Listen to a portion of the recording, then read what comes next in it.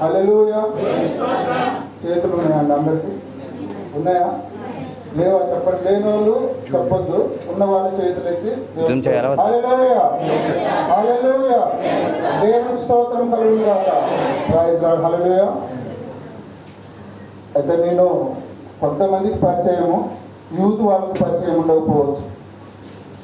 అంత మునుపు మొదటిగా మా మేడం గారికి అక్కడ ఉద్యోగం వచ్చింది. ఈ ప్రాంతంలోనే మేము పాతరెడ్డిపాలెంలో ఉన్నాము.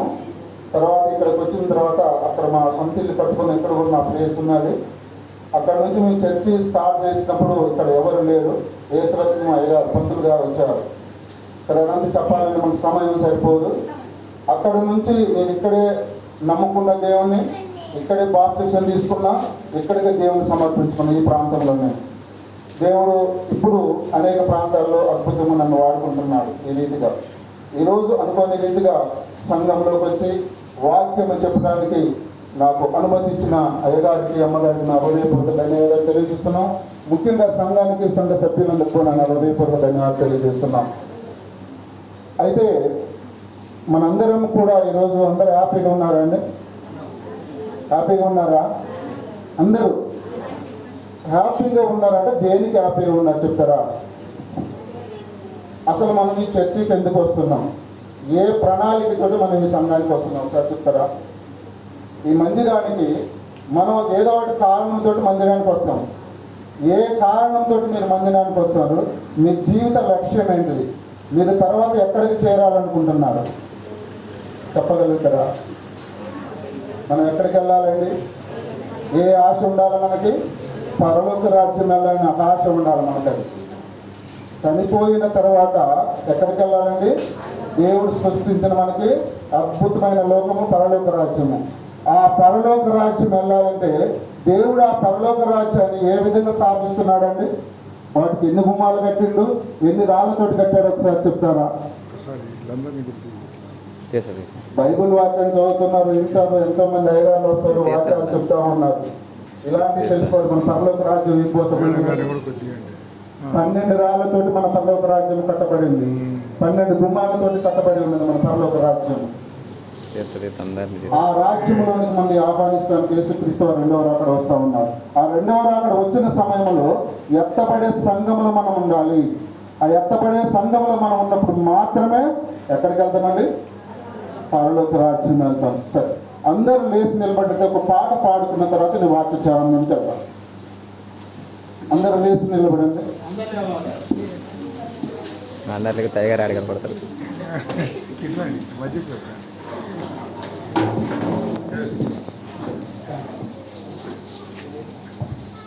ఈ పాట వచ్చిన వాళ్ళు నాతోటి కలపండి.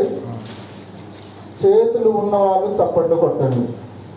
చప్పట్లు కొట్టే వాళ్ళ ఉపయోగాలు ఏం తెలుసా అండి? దేవుడు ఒక అద్భుతమైన రహస్యం పెట్టారు. మన అరచేతులలో గుండెకి సంబంధించిన నాడులు ఉండేవి. ఆ చప్పట్లు కొట్టడం వల్ల రక్త ప్రసరణ గుండెకు వచ్చేసి గుండె జబ్బులు రాకుండా అంటే దేవుడు ప్రణాళిక ఒకసారి చూడండి. అందుకే చేతులు ఉన్న వాళ్ళకి కట్టండి, చేతులు లేదని ఎవరు పడుతుంది దాన్ని. Praise Lord. హల్లెలూయా.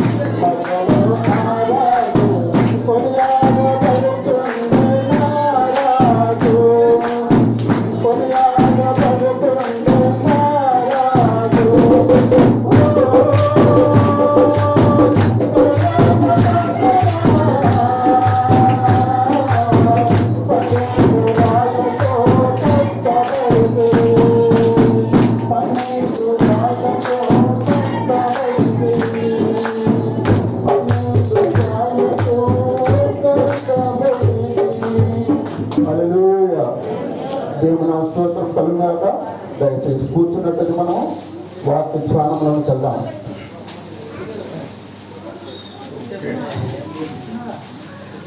అయితే మనకి దక్షిణ ఇండియా సంఘం వారు ఇచ్చిన అంశం కాకుండా రాత్రి నేను ప్రార్థన చేసుకున్నప్పుడు ఈ సంఘానికి ఒక హెచ్చరిక లాంటి చేయాలని నాకు అనిపించి నేను మెసేజ్ ప్రిపేర్ చేసుకోవడం జరిగింది. సంఘము ఏ విధంగా ఉండాలి, సంఘం యొక్క బాధ్యతలు ఏమిటి అనే దాని గురించి నాకు బయలుపరచడం జరిగింది.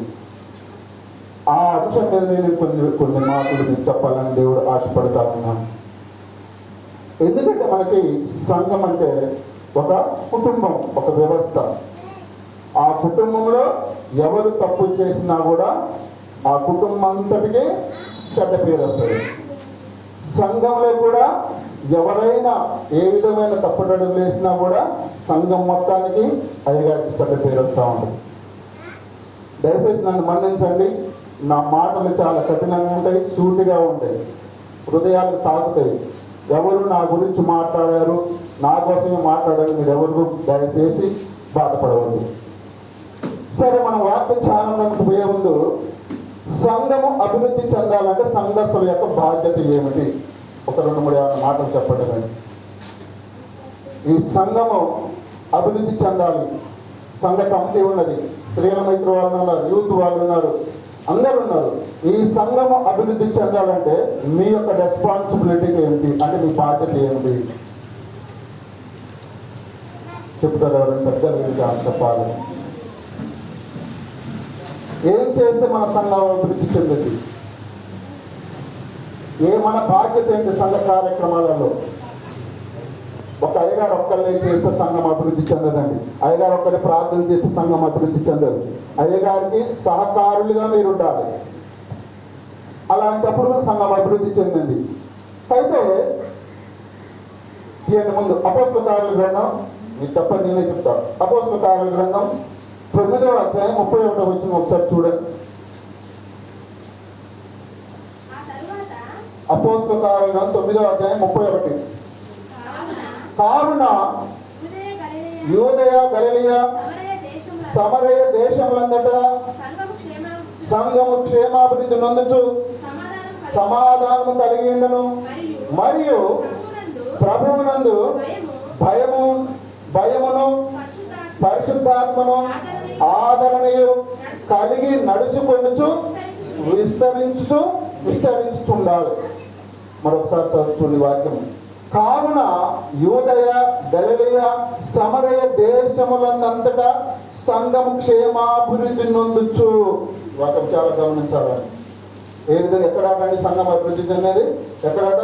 సమరయ దేశంలో, గలిలయ, తర్వాత యూదయ దేశంలో సంఘము అభివృద్ధి చెందుతా ఉంది. ఏ విధంగా, ఎందుకు ఎట్లా అభివృద్ధి చెందింది? సమాధానం కలిగి ఉండాలి. దేవుని స్తోత్రం, హల్లెలూయా. సంఘం అంతటి కూడా సమాధానం కలిగి ఉండాలి. మరి సమాధానం కలిగి ఉంటున్నామండి మనం? సమాధానం కలిగి ఉంటున్నాం మనం? ఉండము. ఇక్కడ దీనికి ఒక ఉపమానం చెప్తాను నేను, ఏ విధంగా సమాధానం కలిగి ఉండేది. పాలవంచ ప్రాంతంలో నేను మెసేజ్కి వెళ్ళినప్పుడు దాదాపు 500 మంది సంఘం, సెల్ఫ్ డినామినేషన్ పాలవంచలో ఆ సంఘము. ఆ సంఘములో వాళ్ళ గొడవలు ఉన్న సంగతి నాకు తెలియదు. 2 వర్గాలు ఉన్నాయి ఆ సంఘంలో. వాళ్ళకి ఆ 2 వర్గాల మధ్య గొడవలు ఉన్నాయని, తగ్గాపొరుగు ఉన్నాయని నాకు తెలియదు. అది అయ్యగారు పిలిచారు, నేను మెసేజ్కి వెళ్ళా.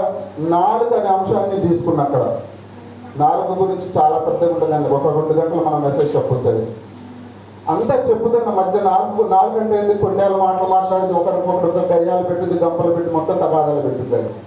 ఇక్కడ మాటలు అక్కడ మాటలు చెప్పి ముసలమ్మ ముచ్చట్లని చెప్పుకుంటూ పోతా ఉంటాం మనం. కనుక అలాంటి చెప్పుకుంటూ పోతుంది. ఒక ఆమె డైరెక్ట్ లేసేసింది, అయ్యారు మీరేంది మొత్తం నా గురించి చెప్తారు, అయ్యగారు మీ గురించి నాతో చెప్పని చెప్పారని చెప్పి నా మీద గొడవలేదు, కొంచెం బాగమ్మా అని చెప్పారు. కొంచెం మళ్ళీ పావుగంట అయితే ఇంకొక ఆయన లేచిన సంగతి ఏదయ్యా నా గురించి మీరు చెప్తారు, అయ్యగారు నా గురించి ఆయన చెప్పమని చెప్పారని చెప్పి నా మీద లేచి ఒక 5 నిమిషాలు ఆగన్నాను. ప్రేయర్ అయిపోయింది. ప్రేయర్ అయిపోయిన తర్వాత అందరిని కూర్చోబెట్టారు. మీరు ఎందుకు సంఘంలో మీరిద్దరు ఎందుకు లేచి మాట్లాడారని, మా గురించి అయితే మాట్లాడారా అయ్యగారు? మీ గురించి గొడవలు ఉన్న సంగతి తెలియదు, మీరు సంఘ పెద్దల సంగతి నాకు తెలియదు, మీ దేవుడు నాకు ముఖ్యమని తెలియదు. దేవుడు బయలుపరిచిన వాక్యాన్ని బోధించారు. అది మీకు సూటిగా తేడా కలుగుతుంది, నాకేం తెలుసు అండి. అన్న తర్వాత నేను ఒకటే చెప్పాను, సంఘం అంటే ఐక్యత కలిగి ఉండాలి, సంఘం అంటే సమాధానం కలిగి ఉండాలి. అలా సమాధానం లేదు కాబట్టి మీ మధ్య ఇన్ని గొడవలు వస్తాయని చెప్పి దాదాపు ఒక అర్ధగంట వాళ్ళకి వాక్యానుసారమైన వాళ్ళకి అన్ని వివరంగా చెప్పడం జరిగింది. అప్పుడు వాళ్ళిద్దరు వెంటనే సమాధానపడి మోకరిల్లి ప్రార్థన చేసి ఇప్పుడు సంఘము అభివృద్ధి చెందుతాం. దేవుని స్తోత్రం, హల్లెలూయా. అందుకనే మనము సంఘం అభివృద్ధి చెందాలంటే సంఘం అంతా కూడా ఏ కలిగి ఉండాలండి? సమాధానం కలిగి ఉండాలి. ఆ సమాధానం లేకుండా మన సంఘంలో అభివృద్ధి జరగదు. దేవుని స్తోత్రం, హల్లెలూయా. ఇంకేముండాలండి? ప్రభువునందు భయం ఉండాలి. మన ఆరాధన అయ్యగారు ఎన్ని గంటలు చెప్పారండి మనకి? ఎన్ని గంటల మనం చర్చి ఓపెన్ అయితే ఆరాధన ఎన్ని గంటలు స్టార్ట్ కావాలి? ఎన్ని గంటలకు వస్తుంది? ఎన్ని గంటలకు ఆరాధన స్టార్ట్ అయితే మనకి? సపోజ్ ఉదయం 10 గంటలకు అనుకున్నాం. 10 గంటల చర్చిలో ఎవరు ఉన్నారండి? ఉన్నారా? కారణం దేవునికి ప్రథమ స్థానం ఇవ్వం మనం. ఎందుకంటే ఇంటికాడ మన చికెన్ మటన్ అన్నీ చేసుకొని రావాలి మనం, అది దానికి ప్రథమ స్థానం. మనకు జీవం ఇచ్చిన యేసయ్యకు మనము ప్రథమ స్థానం ఇవ్వకుండా మన పొట్ట కోసం మనం ప్రథమ స్థానం ఇస్తున్నాం. మన పర్లోక రాజ్యంలో మనకి చోటు దొరుకుతానే దొరకదు.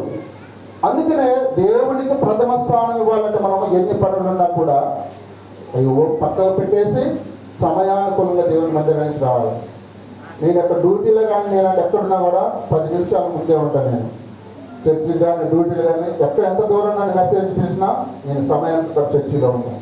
అందుకే ఇక్కడ దేవుని ఎందుకు భయభక్తి ఎవరికైతే ఉండదో ఖచ్చితంగా వాళ్ళు మందిరానికి వస్తారు, సమయాన్ని పాటిస్తారు, సమయాన్ని సద్వినియోగం చేసుకుంటారు. అలా చేసుకున్నప్పుడే సంఘం అభివృద్ధి చెందుతూ ఉంటుంది. ఇంకేమంటే అక్కడ పరిశుద్ధ ఆత్మ ఆదరణ కలిగి ఉండాలి. పరిశుద్ధాత్మ ఎప్పుడు కలిగి ఉంటామండి మనం? ఎప్పుడు కలిగి ఉంటాం మనం? దేవుని యందు విశ్వాసం ఉండాలి, దేవుని యందు భయం ఉండాలి, దేవుని యందు భక్తి ఉండాలి. అలా ఉన్నప్పుడే మనం పరిశుద్ధాత్మను పొందుకోగలుగుతాం. దేవుని స్తోత్రం, హల్లెలూయా, హల్లెలూయా. తర్వాత ఇంకేమంటుండు? ఆదరణ కలిగి నడుచుకొనసు విస్తరించి, ఎక్కడన్నాక విస్తరించాలి. ఎక్కడ విస్తరించాలి? మనందరూ ఇక్కడే కూర్చున్నాం చర్చిలో. విస్తరించడం అంటే అర్థం ఏంటండి? విస్తరించడం అంటే అర్థం ఏంటండి? సంఘాన్ని అభివృద్ధి చేయాలంటే ఎక్కడైతే మారుమూల ప్రాంతాలు ఉన్నాయో సువార్త ప్రకటనకి వెళ్ళాలి. మేము ఫస్ట్ చర్చ్ స్థాపించినప్పుడు జాన్ మార్క్ గారు, పీటర్ గారు, నేను, డేవిడ్ నాగేశ్వరరావు వీళ్ళందరం కూడా కొడిసెలకుంట పగడేరు ఎక్కడ ఉన్నదండి. అప్పుడు ఫుల్ ఆడి సైకిల్ వేసుకొని పోయి పరిచర్య చేశామన్నమాట. సీతారాంపురం, చిక్కుడుగుండ ఇవన్నీ కూడా మేము పరిచర్య చేసాము అక్కడ. ఇక్కడ ఇప్పుడు వాహనాలు అందుబాటులో ఉన్నాయి, వెహికల్స్ అందుబాటులో ఉన్నాయి, రోడ్డు సౌకర్యం ఉంది. అవన్నీ ఉన్నా కూడా సువార్త పరిచర్యలో భాగం కావట్లేదు. కారణం ఏంటి? నాకేంటిలే అయ్యగా వస్తారు, చేసుకుంటూ వెళ్ళిపోతారు, సంఘంతో నాకేం పని. కనుక సంఘం అభివృద్ధి చెందాలంటే మనం ఏం చేయాలంట? సంఘ అభివృద్ధిలో మనము పాలు పంచుకోవాలి. అందుకనే ఇక్కడ ఆది సంఘం అభివృద్ధిలో ఒక ప్రత్యేకమైన విషయాన్ని దేవుడు మనకు గుర్తు చేస్తూ ఉన్నాడు. సంఘం అభివృద్ధి కొరకు ఏ విధంగా, గలిలయ ప్రాంతంలో ఏ విధంగా చేయాలి, సమరయలో ఏ విధంగా చేయాలి, యోదయ ప్రాంతంలో ఏ విధంగా అభివృద్ధి చెందిందో అదే విధంగా మనకి 7 సంఘం కూడా అభివృద్ధి చెందాలని దేవుడు ఆశపడుతూ ఉన్నాడు. ప్రైజ్ లార్డ్, హల్లెలూయా, హల్లెలూయా. మొదటిగా సంఘములో ఒకరితో ఒకరు సమాధానం కలిగి ఉండాలి. నెంబర్ 1 పాయింట్ ఇది నాది. ఎట్లా ఉండాలంటండి? సంఘంలో ఒకరితో ఒకరు సమాధానం కలిగి ఉండాలి. మనం ఆరాధన అంతా అయిపోద్దండి. అయిపోయిన తర్వాత మనం ఏం చేయాలండి? ఏం చేయాలి? ఆరాధన అంతా అయిపోయింది, బయటకు వెళ్ళిపోవాలి. అప్పుడు ఏం చేయాలి? మనం ఒకరికొకరు సమాధాన పడాలి. ఆ పద్ధతి మీరు పాటిస్తున్నారా? ఎప్పుడైపోగా కడుపు ఎప్పుడు దాటాలా, ఎప్పుడు ఈ సందు నుంచి పోవాలి, ఎప్పుడు ఆ సందు నుంచి పోవాలి మనం చూస్తుంది తప్ప ఒకరికొకరు సెకండ్ నుంచి సమాధాన పడాలి. అది దేవుడి యొక్క ఉద్దేశం, లేఖనాలు నెరవేరుస్తా ఉన్నాయి. అందుకే ఇక్కడ ఏమంటాడు? సమాధానం కలిగి ఒకరినొకరు ప్రేమించుకోవాలి. రోమపత్రిక 12వ అధ్యాయం 18వ వచనం ఒకసారి చదవం. రోమపత్రిక 12వ అధ్యాయం 18వ వచనం. శక్యమైతే మీ చేతనైన మట్టుకు సమస్త మనుషులతో సమాధానముగా ఉండడు. ఇక్కడ ఏమంటారు? సమస్త మనుషులతో సమాధానం. ఒక చర్చికి వస్తే చర్చి మెంబర్ కానీ చర్చిలో ఉండే ప్రతి కుటుంబంతో సమాధానం కాదండి. సమస్తమైన మనం ఎవరైతే మనకు అందుబాటులో ఉంటారో, ఎక్కడికైతే మనం వెళ్తానో అక్కడ అందరితో కూడా మనం సమాధానం కలిగి ఉండాలి. దేవుడి లేఖనాలు సెలవిస్తూ ఉన్నాయి. మరి మనం ఎక్కడికి వెళ్ళినా సమాధానంగా ఉంటున్నాండి. ఎక్కడైతే ఇద్దరు ముగ్గురు నా పేరట పులివారి మధ్యనే ఉంటానని దేవుడు వాగ్దానం చేస్తున్నాడు. ఆ వాగ్దానం మనం నెరవేరుస్తున్నామా? అందరితో మనం సమాధానం ఉంటున్నాం. ఎవరైనా మన ఇంటి పక్కన ఏమైనా గొడవలు పెట్టుకుంటే, అమ్మలక్కలను పెట్టుకుంటే అక్కడ సమాధానం పడతారని, భార్య భర్తలు కానీ సమాధానం పెట్టుకుంటే సూర్యుడు అస్తమించే వరకు వారు సమాధాన పడాలి. గొడవలు పెట్టుకుంటే తల్లిదండ్రులు కానీ బిడ్డలు కానీ కుమారులు కానీ ఎవరైనా గొడవలు పెట్టుకున్నప్పుడు సూర్యుడు అస్తమించే వరకు వెంటనే సమాధాన పడాలి. అలా సమాధాన పడలేదంటే మీలో విశ్వాసం లేదు, మీలో భయం లేదు, మీలో భక్తి లేదని దేవుడు ఈరోజు ఆశపడుతూ ఉన్నాడు. దేవుడు నాకు స్తోత్రం కలుగుతాక. అందుకని మనుషులందరితో, అంటే సమస్తమైన మనుషులందరూ భూమి మీద మీకు ఎక్కడైతే ఎవరైతే ఉంటారో వాళ్ళందరితో కూడా ఏం కలిగి ఉండాలట? సమాధానం కలిగి ఉండాలి. ఆ సమాధానమే దేవుడు ఈరోజు మన సంఘంలో కోరుకుంటున్నాడని. ఆ సమాధానం కనుక మనకుండి ఇక్కడ మన సంఘం అభివృద్ధి చెందింది. అయ్యగారు కూడా చాలా చాలా అభివృద్ధి చెందడానికి ఆస్కారం ఉంటుంది. ఆయన ద్వారా మనం కూడా సువార్త ప్రక్రియ బాగుండాలని దేవుడు ఈరోజు ఆశపడతాను. మొదటి తెస్సలోనికైన పత్రిక 5వ అధ్యాయం 13వ వచనం. మొదటి తెస్సలోనికైన రాసిన పత్రిక 5వ అధ్యాయం 13వ వచనం. త్వరగా తీయాలి. వారి పనిని బట్టి వారిని ప్రేమతో మిక్కిలి ఘనముగా ఎంచవలనని వేడుకొనుచున్నాను. మరియు ఒకరితో ఒకడు అపోస్తలుడైన పౌలు గారు మొదటి తెస్సలోనికైలకు రాసిన పత్రికలో ఏం చెప్తున్నాడంటే, ఇక్కడ శక్యమైతే మీ చేతనైన మట్టుకు సమస్త వారి పనిని బట్టి వారిని ప్రేమతో మిక్కిలి ఘనముగా ఎంచవలనని వేడుకొనుచున్నాను. ఎవరండి ఇక్కడ ఘనంగా? ఎవరిని ఎంచుకోవాలి? జాగ్రత్తగా గమనించండి. ఈ వాక్యం మనకు సమాధానం ఉన్నది. ఎవరిని గమనించాలి అంటే, సంఘములో కలిగి ఉన్న సంఘ పెద్దలని, సంఘ నాయకులని, కమిటీ మెంబర్స్ని. వారు ఏ పని అయితే చేస్తారో వారికి దేవుడు ఏ అధికారాన్ని అయితే వారికి అప్పగించారో వారికి ఇచ్చిన పనిని బట్టి వారిని మనం ఏం చేయాలంటే మనము వారితోటి మనం సమాధానపరచాలి. వారు ఏ పని చెప్తే మనం ఆ పని చేసుకోవాలి. అంటే సంఘం అభివృద్ధికి దేవుడు ఒక ఏర్పాటు చేసుకుంటాడు. మన ఎలక్షన్స్ జరిగినాయి. దక్షిణ ఇండియా సంఘంలో అన్ని సంఘాలలో పాస్టరేట్లలో ఎలక్షన్స్ జరిగాయి. నూతన కమిటీని ఎన్నుకున్నారు. ఎన్ఎస్పీలు కూడా మా కమిటీ ఎన్నుకున్నాం. అక్కడ ఆ కమిటీ వాళ్ళు ఇప్పుడు చేయబోయే పనులన్నింటిలో కూడా మనము సహకారులుగా ఉండాలి. అప్పుడే సంఘం అభివృద్ధి చెందింది. ఒక కమిటీ వారు, ఒక అయ్యగారు చేస్తే సంఘం అభివృద్ధి చెందదండి. సంఘం అంతటి కూడా ఇది ఒక బాధ్యత, రెస్పాన్సిబిలిటీ ఫర్ ది యూనిటీ. ఈ యూనిటీ మనకు లేకుంటే మనము దేవుని యొక్క సన్నిధిలో మన సమాధానం రాదు, సంఘం అభివృద్ధి చెందాలి. దేవుని స్తోత్రం కలుగున. హల్లెలూయా, హల్లెలూయా. ఇక రెండవ అంశం ఏంటంటే, సంఘస్థులు దేవుని యందు భయభక్తులు కలిగి ఉండాలి. మొదటిది ఏంటండి? సంఘములో ఒకరికొకరు సమాధానం కలిగి ఉండాలి. రెండవది ఏంటంటే, సంఘస్థులు దేవుని యందు భయభక్తులు కలిగి ఉండాలి. అయితే కీర్తన గ్రంథం 34వ అధ్యాయం 9వ వచనం. కీర్తన గ్రంథం 34వ అధ్యాయం 9వ వచనం. యెహోవా భక్తులారా, ఆయన యందు భయభక్తులు ఉంచుడి, ఆయన యందు భయభక్తులు ఉంచువానికి ఏమీ కొదువులు. దేవుని స్తోత్రం. హల్లెలూయా, హల్లెలూయా. ప్రైజ్. నిద్రపోతుండ్రా అమ్మ? నిద్రపోతుందా? ఎందుకంటే మంచి చల్లటి వాతావరణం ఉంది. ఆ వాతావరణానికి జోలపాట పడినట్టుందేమో, మెసేజ్ జోలపాట పడిన, అందుకే నిద్ర వస్తుంది అనుకుంటా. కనుక ఇక్కడ ఏమంటుందంటే, కీర్తనకారుడు యెహోవా యందు భయభక్తులారా, ఆయన యందు భయభక్తులు ఉంచుడి, ఆయన యందు భయభక్తులు ఉంచటానికి ఏమీ కొదువులేదు. దేవుని యందు భయం ఉంటే నీ యొక్క కుటుంబంలో కానీ నీ యొక్క సంఘంలో కానీ ఏ కొదువు రానియడండి ఆయన. ఎందుకంటే మరి ఆయన కొన్నబిడ్డలా మనం, ఆయన స్వరక్తం ఇచ్చి కొన్నబిడ్డలా మనం. అలాంటి వారికి ఏ కొదువు అయినప్పుడు తల్లిదండ్రులు ఉంటారండి, పిల్లలు చదువుతూ ఉంటారు, వాళ్ళకి ఏదైనా కావాలంటే డాడీ నాకు ఇది కావాలి, అమ్మ ఇది కావాలంటారు. అవన్నీ మనం సమకూరుస్తాం. అలాంటి దేవుడు మనకుండగా, మన తండ్రి మనకుండగా మనకేం కొదువు ఉంటుందండి? ఆ కొదువు లేకుండా ఉండాలంటే మనం ఏం చేయాలండి? దేవుని యందు భయము భక్తి ఉండాలి. ఆ భయభక్తులు అనేది లేకుంటే మనము మన ఇంట్లో అంతా శూన్యం. శూన్యం అంటే ఏమంటే జీరో. ప్రపంచం మొత్తం కూడా జీరో ఉంటుంది. ఆ శూన్యంలో మనకేం కనిపించదు. కనుక దేవుని యందు మనం ఏం చేయాలంట? భయభక్తులు కలిగి ఉండాలి. కనుక మనందరం కూడా దేవుని యందు విశ్వాసం ఉంచాలి, భయం ఉండాలి, భక్తి ఉండాలి. ఈ మూడు లేకుంటే సంఘంలో సమాధానము కలిగి ఉండదు. ప్రతి ఒక్క క్రిస్టియన్ అయిన ప్రతి ఒక్కరు కూడా సోదరులు ఎవరైనా సరే ఈ మూడు అంశాలను వాళ్ళ హృదయంలో భద్రపరచుకోవాలి. అప్పుడే సంఘం అభివృద్ధి చెంది. దేవుని స్తోత్రం కలుగునుగా. హల్లెలూయా, హల్లెలూయా. తర్వాత ఇంకేముంది? దేవుని యందు విశ్వాసం ఉంటే మనల్ని భయాల నుండి కూడా దేవుడు విడిపిస్తూ ఉంటాడు. అనేక మంది, కొంతమంది నాకు ఈ కళ్ళు వస్తున్నాయి, నాకు భయం అవుతుంది, నాకు తెల్లారుజామున ఏదో చెడ్డ కళ్ళు వస్తున్నాయి, నాకు ఏదో కొంచెం ఒళ్ళంతా ఎట్లా అంటే కొంతమంది భయపడతా ఉంటారు.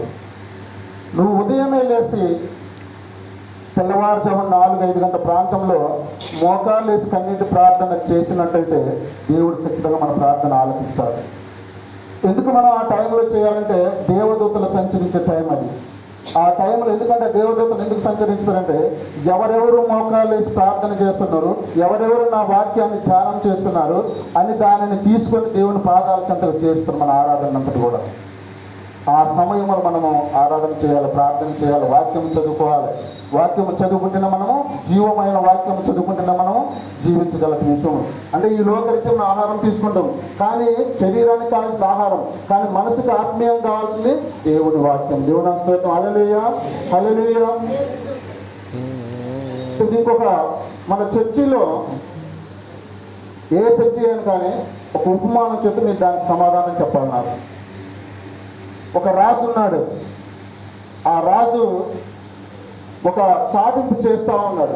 ప్రపంచం అంటే వాళ్ళు రాజులు అంటే రాజ్యాలు అంటే అప్పుడు కోటలు అంటే పెద్ద రాజ్యాలు ఉంటాయి. ఏమని ప్రకటన చేస్తాడు? ఒక 3 కోతులు ఉన్నాయి. ఆ 3 కోతులలో 3 లోపాలు ఉన్నాయి. ఆ 3 లోపాలు ఎవరైతే కరెక్ట్గా చెప్తారో నా అర్ధరాజ్యం ఇచ్చి నా కూతురునిచ్చి వివాహం చేస్తానని చెప్పి ప్రకటన చేసిండు. ఇక రాజు అంటే కోట ఉండదు. ఆ కోటలో సమావేశం అయ్యారు అందరూ. ఓ అమ్మాయి రాజులందరూ కూడా వస్తూ ఉన్నారు. వచ్చారు, అందరూ వచ్చి కూర్చున్నారు. సెంటర్లో అంటే మధ్య భాగంలో ఆ 3 కోతులను చేసుకొచ్చి పెట్టిండు రాజు. అందరు అమ్మాయి రాజులందరూ ఆ కోతుల దగ్గర పోతారు, చూస్తారు, పోతారు. వాళ్ళకి ఏం అర్థం కావట్లేదు. లాస్ట్కి ఎవరు లేరు. అప్పుడు రాజు ఏమన్నాడంటే, ఇంతమంది రాజులు ఉన్నారు, సామంతులు ఉన్నారు, వీళ్ళందరూ ఉన్నారు, మీలో ఒక్కళ్ళు కూడా సమాధానం శక్తి కలిగి ఉన్న వాళ్ళు ఒక్కళ్ళు లేరా అని ప్రశ్నించున్నాను. ఆ కోట గుమ్మం దగ్గర రాజభటులు కాపలా ఉన్నారు. అటు నుంచి నాలాంటి ఒక బిక్షగాడు ఆ దారిన పోతా ఉన్నాడు. నాలాంటి వాడు పోతపోతూ అయ్యా ఏం జరుగుతుందని అడిగాడు. ఏం లేదు, రాజుగారు ఒక ప్రకటన చేశారు, ఆ ప్రకటన సమాధానం చెబితే అర్ధరాజ్యము తన కూతురు నుంచి వివాహం చేస్తున్నాను అంటారు. అయ్యా నేను చెప్తాను, నన్ను వేసుకోండి. మరి పిచ్చోడా, అక్కడ హేమాయామీలో ఉన్న వాడే చెప్పరా, నువ్వేం చెప్తారా పిచ్చోడా, నువ్వు చెప్పలేవంటే లేదు లేదయ్యా నేను చెప్తాను అన్నాడు. అరే నువ్వు చెప్పకుండా నీ తలకాయ తీసి కోట గుమ్మానికి కడతారా అన్నాడు. నేను అట్లనైనా సిద్ధపడతాయి, నేను కష్టం పడుతున్నా అంటాడు. మనకి ఇంటర్ లేదనుకొని చెప్పి రాజుగారి దగ్గరికి బట్టలు ముందు చేసిపోయి సమాచారం అందిస్తాడు. సరే లోపల పంపించమంటాడు. వచ్చిన తర్వాత కోతుల దగ్గర పోయి చూస్తాడు. చూసిన తర్వాత రాజుగారిని ఏమడుగుతుంటే ఒక చీపురు పుల్ల తెమ్మంటాడు. జాగ్రత్తగా గమనించండి, ఇళ్ళనే మీకు సమాధానం దొరుకుతుంది. ఒక చీపురు పుల్ల తీసుకురమ్మంటారు. చీపురు పుల్ల తీసుకొచ్చింది, ఇచ్చారు. వీళ్ళందరూ నవ్వారు. సభలో అందరు రాజులందరూ వీడేవాడు రప్పించాడు చీపురు పుల్ల తీసుకురమ్మంటున్నాను. ఆ చీపురు పుల్ల తీసుకొచ్చిన తర్వాత మొదటి కోతి దగ్గరికి వెళ్ళింది.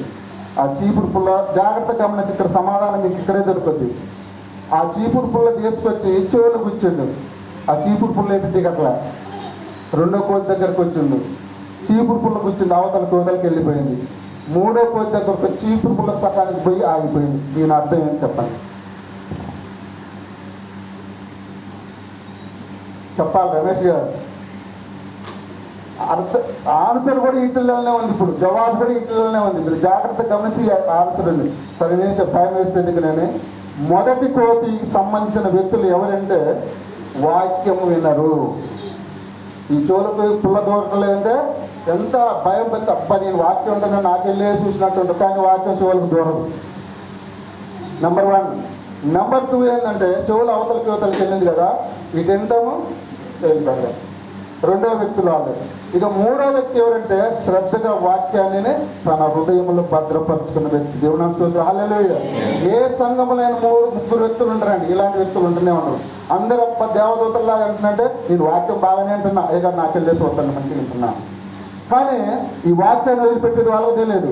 వాక్యం శ్రద్ధగా వినరు, వాక్యాన్ని హృదయంలో భద్రపరచుకోరు.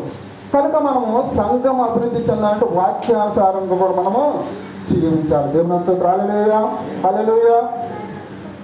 సరే, మూడోది ఏంటంటే సంఘస్థులు ఐక్యత కలిగి ఉండాలి. మొదటిది ఏంటండి, గుర్తుపెట్టుకోవాలి, మధ్య మధ్యన క్వశ్చన్స్ వేస్తారు. మొదటి అంశం, మొదటి దానికి ఏంటిది, సమాధానం కలిగి ఉండాలి. రెండోది భయభక్తులు కలిగి ఉండాలి. ఇక మూడోది ఏంటంటే ఐక్యత కలిగి ఉండాలి. ఐక్యత. ఇప్పుడు మనకి ఈ రోజులలో మన అంటే క్రిస్టియన్స్ మీద ఏ విధమైన దాడులు జరుగుతున్నాయో మీకు తెలియదు. నాకు యూట్యూబ్లో నాకు అది మెంబర్షిప్ ఉన్నది. అక్కడ బోర్డర్ సెక్యూరిటీ ఫోర్స్లో వాళ్ళు సైనికులు ఉంటారు, వాళ్ళు నాది యూట్యూబ్ నాది జాయిన్ చేశారు. అలా మెసేజ్లు వస్తుంటే కళ్ళమట నీళ్ళు తిరుగుతూ ఉంటాయండి. మాకు ఒక ఆడపడుచుని వివస్త్రణ చేసి నడి రోడ్డు పైన ఈడ్చుకుంటూ దాదాపు ఒక 200 మంది కార్యకర్తలు ఆ అమ్మాయిని నడివీధిలో ఈడ్చుకుంటూ పోయి మానభంగాలు చేస్తూ ఉంటారు డైరెక్ట్గా. ఉదాహరణ మణిపూర్లో కొన్ని వేల మందిని మళ్ళా స్టార్ట్ అయింది మణిపూర్లో. ఎందుకంటే యేసుక్రీస్తు వారు రెండవ రాకడలో వాక్యమే కరువు అయితే దేవుని లేఖనాలు సెలవిస్తూ ఉన్నాయి. ఆయన రెండవ రాకడ సమీపిస్తూ ఉన్నది. ఎందుకనే రాజ్యాలు క్రైస్తవాన్ని పదాన్ని తీసివేయాలనే ఉద్దేశంతో దాడులు జరుగుతూ ఉన్నాయి. ఇవాళ అక్కడ జరిగినాయి, మన హైదరాబాద్లో జరిగింది, మెదక్లో జరిగింది, రేపు మన దగ్గర కూడా రాబోతూ ఉంది. నువ్వు నిజంగా క్రైస్తవ కుమారుడు అయితే అత సాక్షిగా మారడానికి సిద్ధంగా ఉండాలి. ఆ రోజుల్లో వాక్యం బైబిల్ని కూడా తగలబెడతా ఉన్నారు. అలాంటి సిచ్యువేషన్ వస్తూ ఉంది మనకి. కనుక మనం ఏంటి, దీపం ఉండగానే మనం ఏం చేయాలంట, ఇందుంటే చక్క పెట్టుకోవాలి. ఈ బైబిల్ ఉండగానే మన వాక్యానుసారంగా జీవించి పరలోక రాజ్యం చేరాలని దేవుడు ఆశపడి. దేవుడు స్తోత్రం కలుగును గాక. అలాగే సంఘస్థులు ఐక్యత కలిగి ఉండాలి. కీర్తన గ్రంథం 137 అధ్యాయం 1వ వచనం చదవండి. సహోదరుల ఐక్యత కలిగి నివసించుట ఎంత మేలు, ఎంత మనోహరము. దేవుని స్తోత్రం. చక్కని వాక్యం అండి. దేవరాజ మహారాజు గారు కీర్తనకారుడు రాస్తా ఉన్నాడు, సహోదరులందరూ కూడా ఈ మందిరంలో ఐక్యత కలిగి ఉంటే ఎంత మేలు, ఎంత మనోహరం అండి. అంటే ఎంత సంతోషంగా ఉంటుందండి. ఇప్పుడు ఉదాహరణకి పండగ వచ్చినప్పుడు ఆ కుటుంబంలో ఇద్దరు అన్నదమ్ములు అక్కల జిల్లా అందరూ ఉన్నప్పుడు ఒకేసారి అందరూ పండగకు వచ్చినప్పుడు వాళ్ళు ఆత్మీయంగా ఎట్లుంటారండి, ఎంత ఆనందంగా ఉంటుంది అది. అంటే ఈ రోజుల్లో ఉమ్మడి కుటుంబాలు లేవులేండి. నువ్వు అంత నీ అన్నదమ్ముల మధ్యన వాళ్ళే పట్టలేదు. ఈ ఉమ్మడి కుటుంబాలు లేవు కాబట్టి మనకి ఐక్యత అనేది మనకు లేకుండా పోతా ఉంది. అలా కుటుంబాలు లేకున్నా కూడా సంఘంలో ఐక్యత కలిగి ఉండాలి. ఆ సంఘంలో ఐక్యత లేకుండా మన సంఘాభివృద్ధి మనము చేయలేము. దేవుని స్తోత్రం. హల్లెలూయా. తర్వాత ఇంకేంటంటే ప్రేమ ఉండాలి. ఐక్యత కావాలంటే ప్రేమ ఉండాలి. ఆ ప్రేమ లేకుండా మనం అభివృద్ధి సమాధాన పడతామండి, ఐక్యత వస్తుందా? అందుకే ఏం చేస్తున్నాం, మనం ఆరాధన అంతా అయిపోయిన తర్వాత ఒకరికొకరు సమాధాన పరిసరం ఇచ్చుకొని వెళ్ళాలి అని దేవుడు ఆశపడతాం. దేవుని స్తోత్రం. హల్లెలూయా, హల్లెలూయా. తర్వాత ఇక 4వది ఏంటంటే సంఘస్థులు పరిశుద్ధాత్మ అభిషేకము కలిగి ఉండాలి. ఏం కలిగి ఉండాలంటే, వామ్మో ఏంది పరిశుద్ధాత్మ